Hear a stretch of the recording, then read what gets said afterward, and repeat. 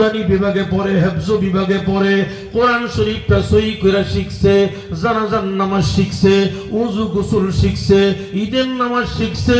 হে মুসলমান, এই ছেলেটা আপনি মৃত্যুর সময় আপনার মাথার কাছে বৈশা যখন নাকি আল্লাহর কালামের ইয়াসিন সূরা তেলাওয়াত আরম্ভ করে দিয়েছে, আমার আল্লাহ আসমান থেকে ডাক দিয়ে বলেন, ও আজরাইল, ও মালাকুল মাউত, আর চাপ দিবি না, আর কষ্ট দিবি না।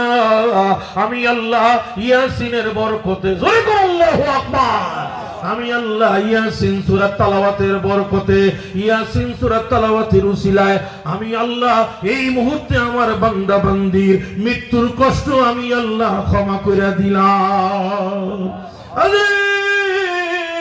একটা বাচ্চা মায়ের স্তন থেকে দুধ পান করে ঘুমিয়ে গেলে কোন সময় মায়ের স্তনখানা মুখ থেকে বের হয়ে যায়, বাচ্চা যেমন টের পায় না, আজরাইল এত সহজ করে জানটা বের করবি, আমার বান্দা বান্দি যেন টের পায় না, কষ্ট পায় না। ইয়াসিন সূরা তেলাওয়াতের উসিলায় আল্লাহ মরণের কষ্ট আমার আপনার জন্য ক্ষমা করে দিবেন। সুবহানাল্লাহ। আমি জানতেছি আপনাদের কাছে, আমাদের সন্তানগুলোকে কোরআন শিক্ষা দেওয়ার দরকার আসেনি? আর জোরে কোন আছে কি নাই? আমাদের বাংলাদেশের কিছু বুদ্ধিজীবী